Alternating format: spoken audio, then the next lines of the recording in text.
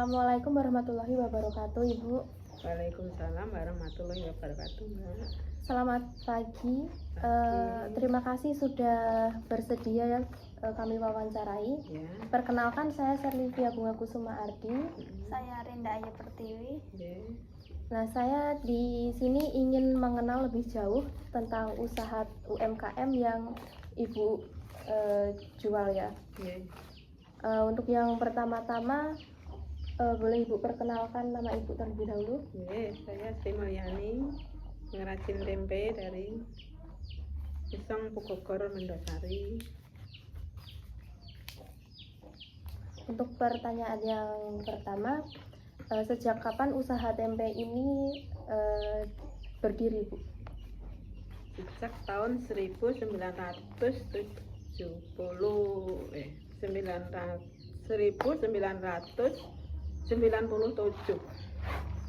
Udah cukup lama ya? Ya. Sebelum reformasi, masih orde baru. Jadi kan kita urung lahir. Dereng. Jadi kan kita urung lahir, sudah berdiri. Terus bagaimana awal mula Ibu merintis usaha tempe ini? Ya, mungkin udah rezekinya ya. Dulu emang ya nggak ada pekerjaan, terus saya mencoba-nyoba bikin tempe dan alhamdulillah bisa berhasil dan berjalan dengan baik. Kemudian apa alasan Ibu memilih usaha tempe dibandingkan usaha lain? Ya mungkin cuma itu kemampuannya. Kemampuannya dan dicoba ya sedikit-sedikit merintis dan berhasil ya sudah bisa dijalani. Dan kalau tempe kan makanan yang paling murah dan disukai banyak orang, jadi mungkin banyak yang terjangkau, jadi Kemudian bagaimana tahapan proses pembuatan tempe dari awal hingga siap jual? Pertama kali direbus ya Pak ya, direbus sampai mendidih. Setelah itu kita giling, terus kita bersihkan kulit-kulit arinya. Jadi dibersihkan kulit-kulit arinya, setelah itu direndam lagi selama paling enggak 10 jam, 8 sampai 10 jam. Setelah itu kita rebus kembali dan kita tiriskan. Setelah dingin kita kasih ragi. Nah, kasih ragi, dibungkusi. Paling enggak ya 24 jam bisa jadi tempe. Satu hari satu malam ya? Lebih 24 jam mungkin bisa lebih, bisa jadi tempe. Nah, terus selanjutnya bagaimana cara menjaga kualitas tempe agar tetap baik? Kita harus menjaga kebersihan, Mbak. Jadi tempe itu harus bersih dan tidak harus kena istilah yang minyak, yang sabun, yang garam itu memengaruhi tempe nggak bisa jadi. Jadi harus kita jaga kebersihan dan ngerendamnya itu harus sesuai dengan, kalau kurang dari 8 atau 10 jam juga nggak bisa jadi baik, mungkin kurang baik. Kita harus cukup rendaman dan jaga kebersihan. Ini bersih, dari kulitnya juga harus bersih, kulit arinya harus bersih, jadi hasilnya bisa maksimal. Nah, untuk jumlahnya itu berapa, Bu, yang diproduksi setiap harinya?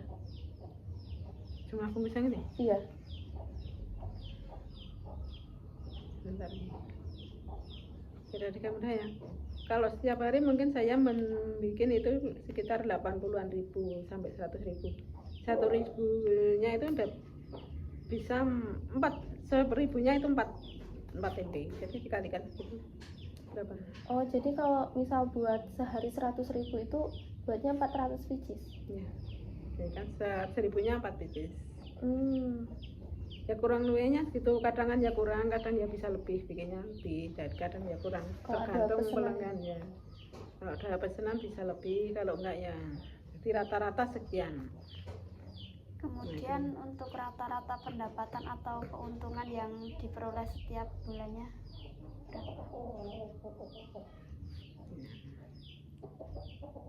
Jadi di rata-rata kalau sehari bikinnya kan 100 ribu. Ya, jadi sebulannya bisa 3 juta. 3 Ya. jutaan. Ya, Banyak. 3 jutaan. Itu tapi belum dipotong modal. Modal usaha ya. Modal. Nah, kalau untuk keuntungannya itu bersihnya Bersihnya. Ya mungkin untuk modal bisa sih 2 jutaan bulannya. harga kedelainya mahal ya, Bu? Iya. Sekarang di sekitaran 10.000 sekarang. Sekilo. Iya. Ini kan kemarin naik setelah menjelang Natal dan tahun baru ini naik. Iya, kemarin sebelum itu kan 9.500 tuh naik. Menjelang Natal dan tahun baru ini naik.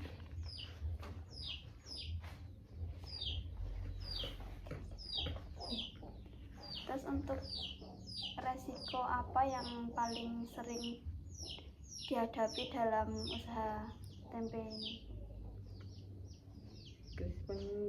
Paling sering dihadapi ya tempe kan 2 hari kalau nggak terjual itu bisa membusuk. Kalau dititipkan di warung-warung kalau nggak habis, misal saya sekarang titip dan besok nggak habis, itu ya resiko kembali.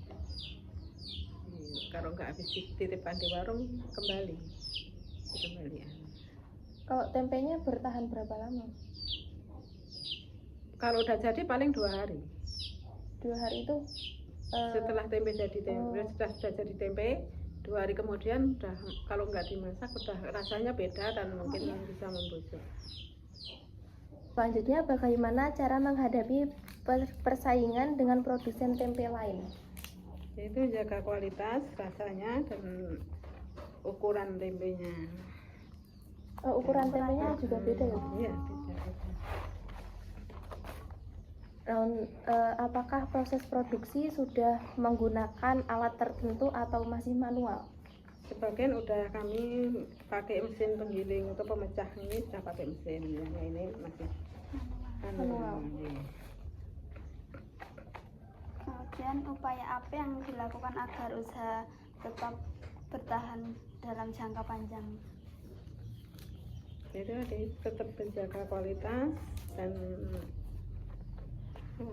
Kualitas, kebersihan. kualitas rasa, dan meskipun harga naik, ya kalau bisa kita tetap bertahan dulu, tidak harus menaikkan harga tempe. Kita jaga supaya pelanggan-pelanggan tidak kecewa. Kemudian apa saran Ibu bagi mahasiswa yang ingin membuka usaha tempe? Ya, dan kami ya setiap usaha itu harus ditekuni dengan sabar, dan memang usaha tempe itu kecil sih ya. Memang kalau udah produksi besar ya mungkin keuntungan besar, kalau produksinya kecil ya kan tempe istilahnya makanan yang merakyat tapi proteinnya tinggi, jadi tetap diminati oleh masyarakat dengan harga yang terjangkau. Mungkin bisa ditekuni dengan ya, mungkin kalau awal-awal ya kitanya aja sama usaha sama aja kan. Kalau dari awal ya dirintis dari sedikit-sedikit, kalau udah dapat pasaran yang lebih baik ya insya Allah nanti bisa berkembang. Mungkin itu saja yang bisa kami tanyakan. Semoga usaha Ibu makin terkenal untuk besok dan kedepannya. Amin. Kami ucapkan banyak terima kasih untuk Ibu karena telah meluangkan waktunya untuk kami wawancarai. Alhamdulillah. Matur suwun mbak-mbak dari sudah mau berkunjung ke industri kami. Mohon maaf kalau saya tidak berkenan atau dalam menyambut kedatangan Mbak. Nah, mungkin cukup sekian wawancara dari kami. Jika ada salah kata, kami mohon maaf yang sebesar-besarnya. Saya juga minta maaf kalau ada jawaban yang tidak sesuai dengan harapan Mbak. Baik. Wassalamualaikum warahmatullahi wabarakatuh. Waalaikumsalam warahmatullahi wabarakatuh.